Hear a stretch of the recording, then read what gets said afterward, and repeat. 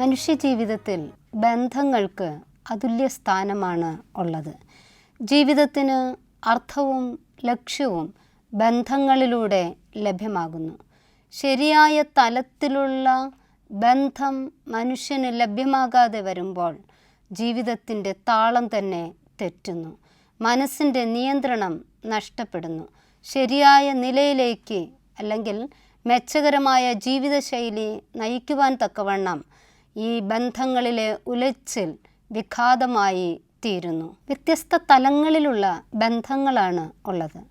മാതാപിതാക്കന്മാർ മക്കൾ തമ്മിലുള്ള ബന്ധം, അതേപോലെ സുഹൃത്തുക്കൾ തമ്മിലുള്ള പരസ്പര ബന്ധം, ഗുരുവിന് ശിഷ്യനോടും ശിഷ്യനോട് ഗുരുവിനും ഉള്ള ബന്ധം.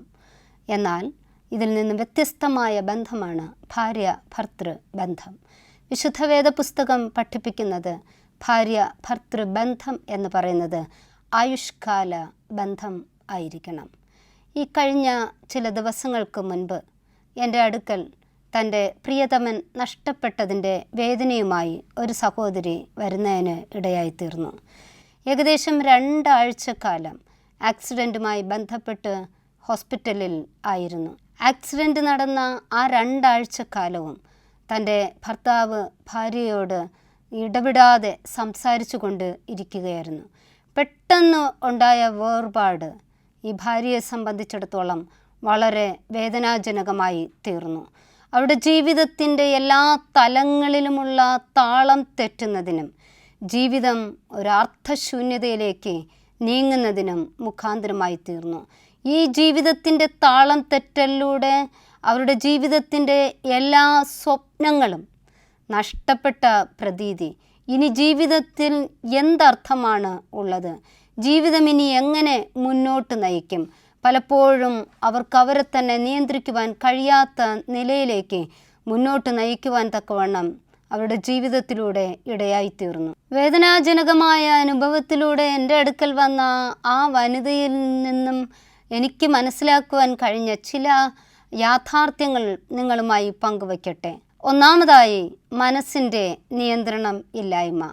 മനസ്സിനെ നാം എപ്പോഴും നിയന്ത്രിച്ച് മുന്നോട്ട് നീങ്ങണം എന്നുള്ളതാണ്.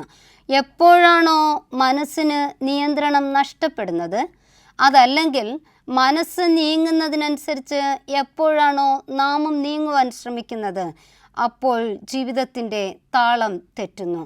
ഈ സഹോദരിയെ സംബന്ധിച്ചിടത്തോളം തൻ്റെ ഭർത്താവ് നഷ്ടപ്പെട്ട തീവ്രവേദനയിലായിരുന്ന സാഹചര്യങ്ങളിൽ അവർ പലപ്പോഴും ഏത് സമയം എന്നില്ലാതെ ചിലപ്പോഴൊക്കെ അർദ്ധരാത്രി 12:30 മണിക്ക്, 2 മണിക്ക്, 3 മണിക്ക്, അതായത് എല്ലാവരും ഭയപ്പെടുന്ന സമയത്തിൽ അവർ കല്ലറയിലേക്ക് ഇറങ്ങി ഓടിച്ചെല്ലും.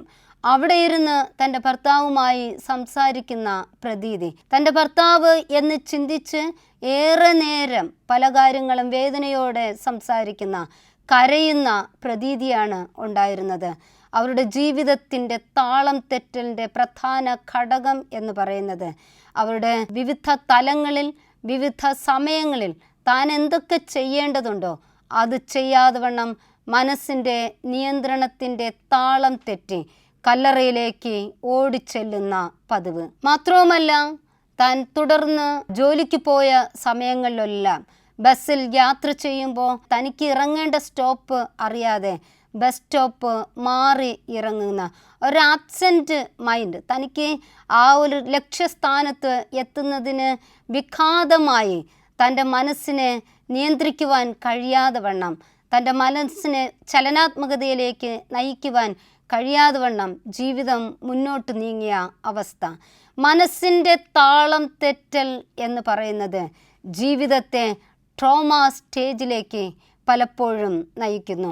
ഈ മനസ്സ് താളം തെറ്റുന്നതിലൂടെ ജീവിതത്തിൻ്റെ എല്ലാ തലങ്ങളിലും താളം തെറ്റുന്ന അവസ്ഥയാണ് ഉണ്ടാകുന്നത്. രണ്ടാമതായി, തന്നോട് തന്നെയുള്ള വെറുപ്പ്, സെൽഫ് കെയർ എന്നുള്ളത് പൂർണ്ണമായും അവർ നിഷേധിച്ചു. എന്നെ തന്നെ സംരക്ഷിക്കുക എന്നുള്ളത് പൂർണ്ണമായും അവർ ഉപേക്ഷിച്ചു. തന്നോട് തന്നെ ഒരു വെറുപ്പ് തോന്നുന്ന സാഹചര്യം. പ്രഭാതത്തിൽ എഴുന്നേൽക്കുന്നു, ദിനചര്യകൾ ചെയ്യുവാനുള്ള മനസ്സില്ലായ്മ, സമയാസമയം ആഹാരം കഴിക്കുവാനുള്ള താല്പര്യം ഇല്ലായ്മ, എന്തിനോ ഏതിനോ വേണ്ടി ജീവിക്കുന്ന ഒരു പ്രതീതി, ജീവിതത്തോട് തന്നെ ഒരു വെറുപ്പ് തോന്നിക്കൊണ്ട് എല്ലാ തലങ്ങളിലും മറ്റുള്ള ബന്ധങ്ങളിൽ പോലും മറ്റാരൊക്കെയായിട്ട് ഇടപെടുന്നുവോ അവരോടൊക്കെ വെറുപ്പ് തോന്നുന്ന ആ ഒരു പ്രതീതിയാലാണ് ജീവിതം മുന്നോട്ട് നയിച്ചത്. തൻ്റെ ഭർത്താവ് നഷ്ടപ്പെട്ടത് മൂലം എല്ലാം നഷ്ടപ്പെട്ടു, ഇനി ഞാൻ എന്നെ സംരക്ഷിക്കേണ്ട ആവശ്യമില്ല എന്നുള്ള ചിന്തയോടെയാണ് ഈ വനിത മുന്നോട്ട് നീങ്ങുന്നതിന് ഇടയായിത്തീർന്നത്. മൂന്നാമതായി, ഒന്നിനോടും താല്പര്യമില്ല. അവർ തൻ്റെ വേദന പങ്കുവച്ചപ്പോൾ എല്ലാ തലങ്ങളിലും ശൂന്യതയുടെ അനുഭവം, ശൂന്യത നിറഞ്ഞ സാഹചര്യത്തിലൂടെയാണ് അവരുടെ ഓരോ ചലനങ്ങളും നീക്കങ്ങളും. എന്തു ചെയ്താലും ഏതെല്ലാം തലങ്ങളിലൂടെ മുന്നോട്ട് നീങ്ങിയാലും ജീവിതത്തിന് ഒരർത്ഥവുമില്ല എന്ന ചിന്തയിലൂടെ മുന്നോട്ട് നീങ്ങുവാനാണ് മനസ്സ് തയ്യാറായി നിന്നത്. പലപ്പോഴും താല്പര്യം എന്ന് പറയുമ്പോൾ മനസ്സിന് സന്തോഷമുണ്ടാകുമ്പോഴാണ് അത് ഉണ്ടാകുന്നത്. എപ്പോഴാണോ മനസ്സിൻ്റെ താളം തെറ്റുന്നത്, എപ്പോഴാണോ മനസ്സിന് സന്തോഷമില്ലാത്ത സാഹചര്യം ഉണ്ടാകുന്നത്, ആ സാഹചര്യത്തിൽ എല്ലാ തലങ്ങളിലുമുള്ള താല്പര്യത്തോട് വെറുപ്പ് തോന്നുകയാണ് ചെയ്യുന്നത്. തൻ്റെ ഭർത്താവ് നഷ്ടപ്പെട്ട സാഹചര്യത്തിൽ എല്ലാ തലങ്ങളിലും വെറുപ്പ് തോന്നി, എല്ലാ മേഖലകളിലും ഒന്നിനോടും ഒരു താല്പര്യവുമില്ലാത്ത സാഹചര്യത്തിലൂടെ അവർ നീങ്ങുന്നതിന് ഇടയായിത്തീർന്നു. നാലാമതായി, ശ്രദ്ധയില്ലായ്മ, കോൺസെൻട്രേഷൻ, ശ്രദ്ധിക്കുവാനുള്ള കഴിവ് പാടെ നഷ്ടപ്പെട്ടു. അടുക്കളയിൽ ജോലി ചെയ്യുമ്പോൾ, പാചകം ചെയ്യുമ്പോൾ പല പൊടികൾ, അതായത് മുളക് പൊടി ഇടേണ്ട സ്ഥാനത്ത് ഉപ്പ് ഇടുക, അല്ലെങ്കിൽ ചായയ്ക്ക് തേയിലപ്പൊടി ഇടേണ്ട സ്ഥാനത്ത് മല്ലിപ്പൊടിയോ മുളക് പൊടിയോ മാറിയിടുക. ഇങ്ങനെ അവരുടെ മനസ്സിൻ്റെ താളം തെറ്റിക്കൊണ്ട് ഒരു ശ്രദ്ധയുമില്ലാതെ, കോൺസെൻട്രേഷൻ ഇല്ലാതെ ജീവിതത്തെ എങ്ങനെ ഇനി എനിക്ക് തിരിച്ചു പിടിക്കുവാൻ കഴിയും എന്നുള്ള വ്യഗ്രതയിലാണ് മുന്നോട്ട് നീങ്ങിയത്. മാത്രവുമല്ല, അവർക്കൊരു മകനുണ്ട്, 7ാം ക്ലാസ്സിൽ പഠിക്കുന്ന മകനാണ്. ആ മകനെ സംരക്ഷിക്കുവാൻ പോലും ശ്രദ്ധയില്ലാത്ത അനുഭവം. അതുപോലെ തന്നെ ജോലി സ്ഥലത്ത് പല തലങ്ങളിൽ അവർ മികവ് പ്രതിഫലിപ്പിച്ചു കൊണ്ടിരിക്കുകയായിരുന്നു. പല കാര്യങ്ങളും വളരെ നന്നായി ചെയ്തുകൊണ്ടിരുന്നു. തൻ്റെ ഭർത്താവിൻ്റെ നഷ്ടപ്പെടലിലൂടെ, തൻ്റെ ഭർത്താവിൻ്റെ വേർപാടിലൂടെ ഒരു ശ്രദ്ധയും ഇല്ലാതെ വണ്ണം ശ്രദ്ധ പൂർണ്ണമായും മാറിപ്പോകുന്ന സാഹചര്യത്തിലാണ് അവർ കാണപ്പെട്ടത്. 5ാമതായി, ചോദ്യം ചെയ്യൽ, ദൈവത്തോടും കുടുംബാംഗങ്ങളോടും തന്നോടും. ദൈവത്തോട് ധാരാളം ചോദ്യങ്ങൾ അവർ ഉന്നയിക്കുന്നുണ്ടായിരുന്നു. ദൈവമേ, അങ്ങെന്ന യാഥാർത്ഥ്യം ഉണ്ടോ? അങ്ങ് ഉണ്ടായിരുന്നുവെങ്കിൽ എന്തുകൊണ്ടിത് സംഭവിച്ചു? ഇതാണോ എൻ്റെ ജീവിതത്തിൽ അങ്ങ് കണ്ടിരുന്നത്? വിവാഹമെന്ന പവിത്രമായ ബന്ധം ഇത്തരത്തിലാണോ അങ്ങ് എനിക്ക് നൽകിയത്? ഇതാണോ അങ്ങ് എനിക്ക് നൽകിയ വിധിയുടെ ക്രൂരത? ഇത്തരത്തിലുള്ള ചോദ്യചിഹ്നങ്ങൾ ധാരാളം ദൈവത്തോട് അവർ ഉന്നയിക്കുന്നുണ്ടായിരുന്നു. അതേപോലെ തന്നെ കുടുംബാംഗങ്ങളോട്, ആ ഭർത്താവിൻ്റെ വീട്ടുകാരൻ ആരൊക്കെ ഉണ്ടായിരുന്നോ അവരോടൊക്കെ പലപ്പോഴും പിറുപിറുപ്പോടെ, വൈരാഗ്യബുദ്ധിയോടുകൂടെ, സ്വയം തന്നെ വിഷമിപ്പിച്ചുകൊണ്ടുള്ള ചോദ്യചിഹ്നങ്ങൾ അവരോട് ഉന്നയിക്കുന്നുണ്ടായിരുന്നു. അവരെപ്പോലും മുറിപ്പെടുത്തുന്ന നിലയിലുള്ള ചോദ്യചിഹ്നങ്ങളാണ് പലപ്പോഴും ഇവരുടെ നാവിൽ നിന്ന് ഉണ്ടായിരുന്നത്. മൂന്നാമതായി, തന്നോട് തന്നെ ചോദ്യം ചെയ്യാൻ. എന്തിനാണ് ഈ ജീവിതം? ഈ ജീവിതം കൊണ്ട് എന്തർത്ഥമാണ് ഉള്ളത്? ഇനി ഞാൻ തുടർന്ന് ജീവിക്കേണ്ടതുണ്ടോ? ഒരുപാട് ചോദ്യം ചെയ്യലിൻ്റെ മനോഭാവത്തോടു കൂടെയാണ് ഈ സഹോദരി മുന്നോട്ട് നീങ്ങുന്നതിന് ഇടയായിത്തീർന്നത്.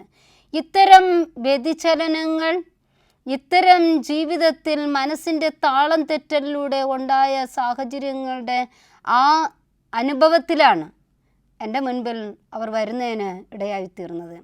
ഏറെ നേരം സംസാരിച്ചു. പല സെഷൻസ് അവരുമായി സംസാരിക്കുന്നതിന് ഇടയായിത്തീർന്നു. ധാരാളം അവർ കരഞ്ഞു.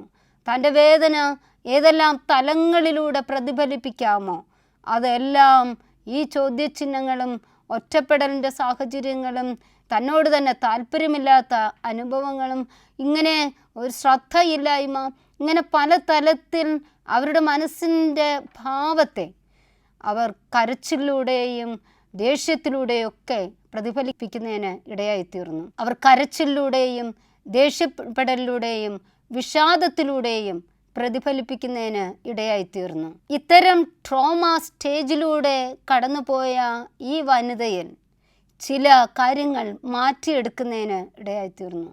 ഒന്നാമതായി, അവർ തന്നെ മെച്ചമായ ജീവിതം നയിക്കുന്നതിനുള്ള ഒരു തീരുമാനത്തിലേക്ക് മുന്നോട്ടിറങ്ങി. മെച്ചമായ ജീവിത നിലവാരം എന്ന് പറയുമ്പോൾ തൻ്റെ ഭർത്താവ് നഷ്ടപ്പെട്ടതിന് ശേഷം എങ്ങനെയെങ്കിലുമൊക്കെ ജീവിക്കുവാനുള്ള ആ ഒരു ജീവിത നിലവാരം ആയിരുന്നില്ല. മറിച്ച് തൻ്റെ ഭർത്താവിലൂടെ എന്തൊക്കെ ക്വാളിറ്റിയാണ് എനിക്ക് ലഭിച്ചിരുന്നത്, എന്തൊക്കെ ഗുണമുള്ള ജീവിതമാണ് സമൂഹത്തിന് അദ്ദേഹം നൽകിയത്, എന്തൊക്കെ മെച്ചകരമായ ജീവിതമാണ് സഭയ്ക്ക് അദ്ദേഹം നൽകിയത്, അതുപോലെ തന്നെ ഏതെല്ലാം സൽഗുണങ്ങളാണ് മറ്റുള്ളവരുമായുള്ള ബന്ധത്തിൽ നൽകിയത്, അതിനെ ഒന്നൊന്നായിട്ട് മനസ്സിലാക്കിക്കൊണ്ട് അവർ ഒരു തീരുമാനമെടുത്തു.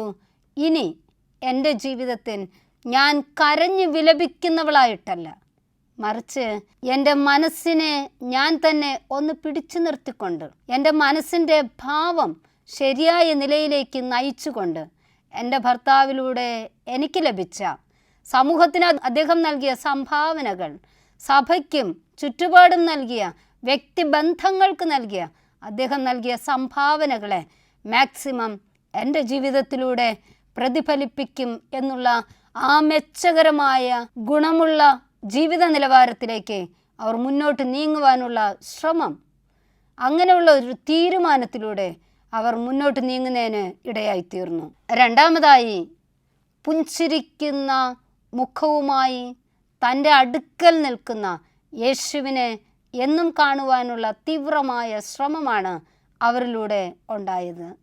താനിനി ഒറ്റയ്ക്കല്ല, അല്ലെങ്കിൽ താനും എൻ്റെ മകനും മാത്രമുള്ള ഒരു ജീവിതം അല്ല, മറിച്ച് എനിക്ക് പുതിയ ഉത്തരവാദിത്വങ്ങൾ നൽകിക്കൊണ്ടിരിക്കുന്ന, എൻ്റെ ജീവിതത്തെ എന്നും മുന്നോട്ട് നയിക്കുന്ന ആ യേശു ഒപ്പം ഉണ്ട്.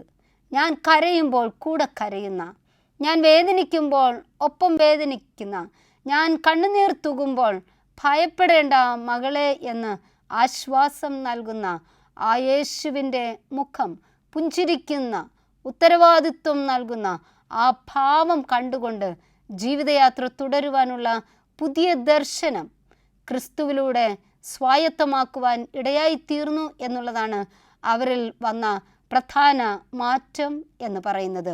മനസ്സിൻ്റെ നിയന്ത്രണം ശരിയായ രീതിയിൽ ഒന്ന് നയിക്കുവാൻ ശ്രമിച്ചപ്പോൾ പുതിയ തലങ്ങളിലേക്ക്, പുതിയ ദർശനങ്ങളിലേക്ക് അവരുടെ ജീവിതത്തെ തിരിച്ചുവിടുവാൻ തക്കവണ്ണം കഴിഞ്ഞു എന്നുള്ളതാണ് വാസ്തവികമായ കാര്യം. മനസ്സ് എപ്പോഴും ഭയങ്കരമായിട്ട് സന്തോഷിക്കുന്നു എന്നല്ല, അതിനേക്കാൾ അപ്പുറമായി മനസ്സിലുണ്ടാകുന്ന വിള്ളലുകൾ, മുറിവുകൾ അല്ലെങ്കിൽ താളം തെറ്റുകൾ സമചിത്തതയോടെ കൈകാര്യം ചെയ്തുകൊണ്ട് തൻ്റെ ഒപ്പം നിൽക്കുന്ന, തൻ്റെ അടുക്കൽ പുതിയ ഉത്തരവാദിത്വവും ഏൽപ്പിക്കാൻ നിൽക്കുന്ന യേശുവിൻ്റെ മുഖം കണ്ടുകൊണ്ട് മുഖാമുഖമായി യേശുവുമായുള്ള ബന്ധത്തിലൂടെ യേശുവുമായി സംസാരിച്ചുകൊണ്ട് ജീവിതം മുന്നോട്ട് നയിക്കുവാനുള്ള തീരുമാനം, ആ ഒരു ശ്രേഷ്ഠ മാതൃക അവരിലൂടെ കാണുവാൻ കഴിഞ്ഞു. മൂന്നാമതായി, യാഥാർത്ഥ്യം എന്താണെന്ന് അംഗീകരിക്കുവാൻ ഇടയായിത്തീർന്നു. റിയാലിറ്റി എന്താണെന്ന് മനസ്സിലാക്കുവാൻ തക്കവണ്ണം അവർക്ക് ഇടയായി എന്നുള്ളതാണ് ശ്രേഷ്ഠകരമായ കാര്യം.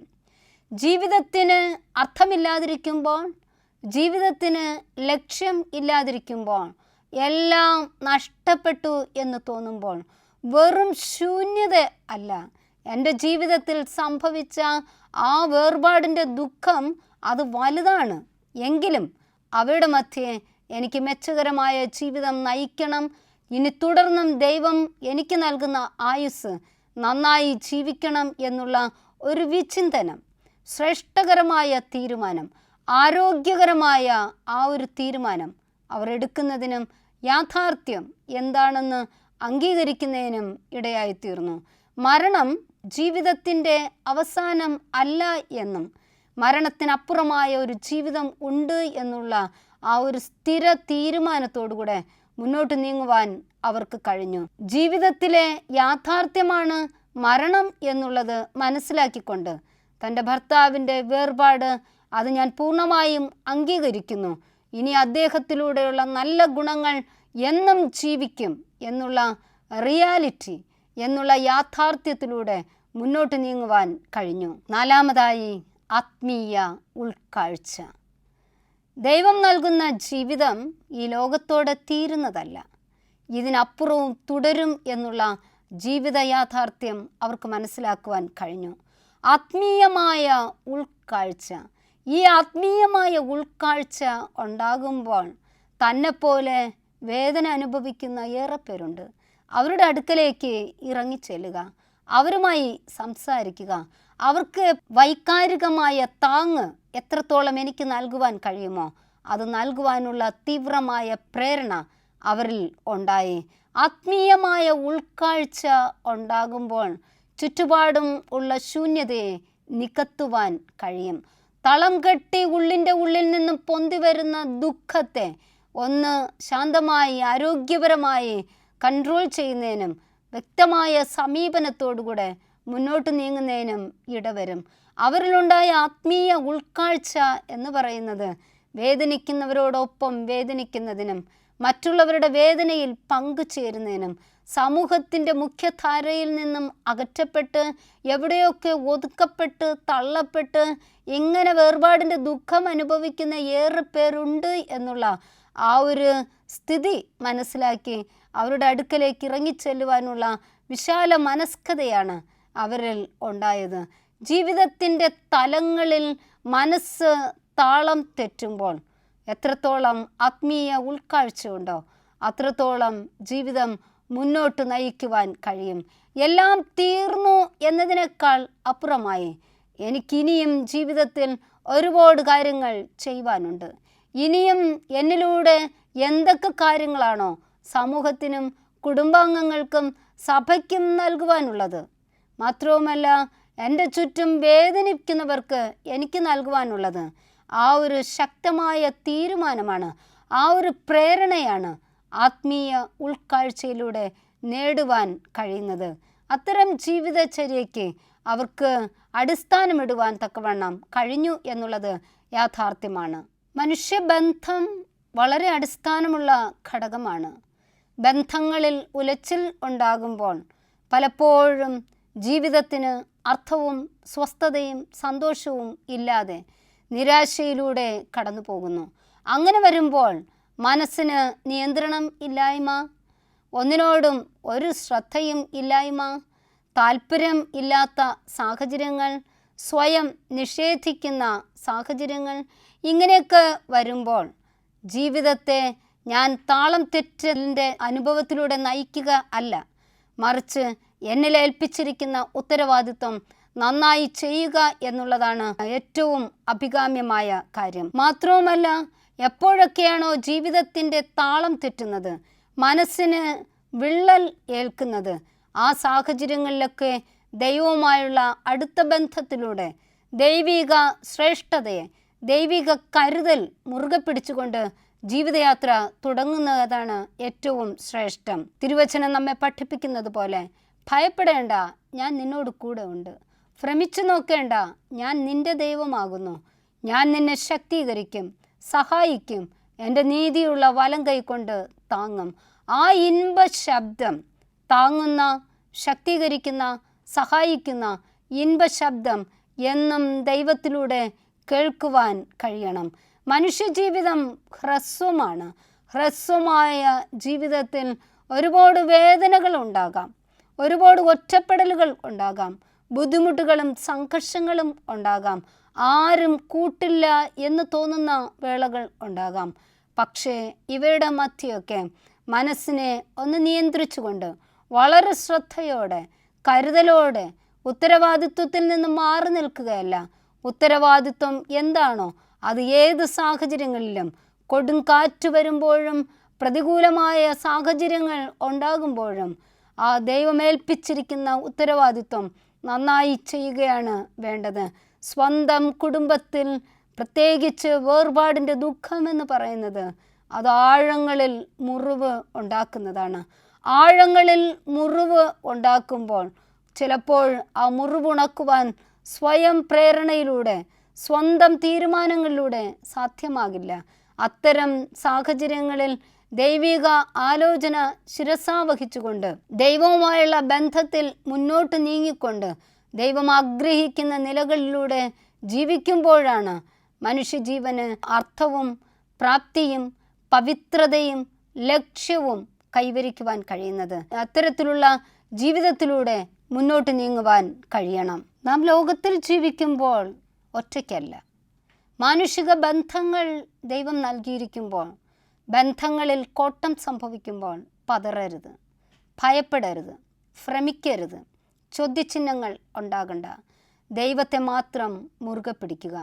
എത്രത്തോളം മെച്ചകരമായ ജീവിതം നയിക്കുവാൻ കഴിയുമോ, എത്രത്തോളം ഗുണമുള്ള ജീവിതം നയിക്കുവാൻ കഴിയുമോ, അവിടെയൊക്കെ ഗുണമുള്ള ജീവിതം തന്നെ നയിക്കുക. മനസ്സിനെ ശാന്തതയോടെ സന്തോഷത്തോടുകൂടെ മുന്നോട്ട് നയിക്കുക. എപ്പോഴും ഒപ്പമുള്ള യേശുവിനെ മുഖാമുഖമായി കാണുവാനുള്ള തീവ്രശ്രമം ഉണ്ടാകണം. യേശുവുമായുള്ള ബന്ധത്തിൽ സംസാരിച്ചുകൊണ്ട് യേശുവിനെ പിന്തുടരുവാൻ നമുക്ക് കഴിയണം. യേശു കർത്താവ് പറഞ്ഞു, ലോകത്തിൽ നിങ്ങൾക്ക് കഷ്ടമുണ്ട്, എങ്കിലും ധൈര്യപ്പെടുവിൻ, ഞാൻ ലോകത്തെ ജയിച്ചിരിക്കുന്നു. തീവ്രമായ വേദനയുടെ മധ്യേയും ഭാരങ്ങളുടെ മധ്യേയും ദുഃഖത്തിൻ്റെയും നെടുവീർപ്പിൻ്റെയും സാഹചര്യങ്ങളിൽ ജയോത്സവനായ ജയജീവിതം നയിച്ച, എല്ലാ പ്രതിസന്ധികളെയും തരണം ചെയ്ത യേശുവിനോട് ഒത്ത് യാത്ര ചെയ്യുവാൻ തക്കവണ്ണം കഴിയണം. അങ്ങനെ വരുമ്പോഴാണ് യേശു നമ്മിലൂടെ ആഗ്രഹിക്കുന്ന കാര്യങ്ങൾ, പുതിയ പുതിയ ഉത്തരവാദിത്വമുള്ള ജീവിതം നമുക്ക് നയിക്കുവാൻ കഴിയുകയുള്ളൂ. ഉത്തരവാദിത്വമുള്ള ജീവിതം ക്രിസ്തുവിലൂടെ സ്വായത്തം ആക്കുമ്പോൾ കുടുംബ ബന്ധങ്ങളിൽ, സമൂഹത്തിൽ, ഞാൻ ഏർപ്പെടുന്ന മേഖലകളിൽ, എൻ്റെ ഉപജീവന രംഗങ്ങളിൽ ഞാൻ ഏതൊക്കെ തലങ്ങളിൽ ഇടപെടുന്നുവോ അവിടെയൊക്കെ മെച്ചകരമായ ജീവിതം നയിക്കുവാൻ കഴിയും. ഞാൻ ഒരിക്കലും തോറ്റു കൊടുക്കാതെ ജയോത്സവവുമായി ജീവിതം മുന്നോട്ട് നയിക്കുകയാണ് വേണ്ടത്. അതിന് ആത്മീയമായ അടിത്തറ തീർച്ചയായും ആവശ്യമാണ്. പ്രാർത്ഥനയിലൂടെ, വേദപുസ്തക വാക്യങ്ങളിലൂടെ എൻ്റെ ജീവിതത്തിന് അടിത്തറയിടുവാൻ കഴിഞ്ഞാൽ പ്രശ്നങ്ങളുടെ മുൻപിൽ പതറിപ്പോകുകയല്ല, വീണുപോകുകയല്ല. പ്രശ്നങ്ങളുടെ മുൻപിൽ അവയെ ധൈര്യത്തോടുകൂടെ അഭിമുഖീകരിക്കുവാനുള്ള കരുത്ത് നാം ആർജിച്ചെടുക്കുന്നു. ദൈവം നൽകുന്ന ആയുസ്, ദൈവം നമുക്ക് നൽകുന്ന എല്ലാ തലങ്ങളിലുമുള്ള ജീവിതം ശ്രേഷ്ഠകരമായി മാത്രം തുടരുവാൻ, പ്രശ്നങ്ങൾ വരുമ്പോൾ, ബുദ്ധിമുട്ടുകളും സംഘർഷങ്ങളും വരുമ്പോൾ അവയുടെ മുൻപാകെ പകച്ചു നിൽക്കാതെ ഏൽപ്പിക്കുന്ന ഉത്തരവാദിത്വങ്ങൾ നന്നായി ചെയ്യുവാൻ തക്കവണ്ണം സർവശക്തനായ ദൈവം നമ്മെ ശക്തീകരിക്കുകയും സഹായിക്കുകയും ചെയ്യട്ടെ എന്ന് പ്രാർത്ഥിച്ചുകൊണ്ട് നിർത്തട്ടെ.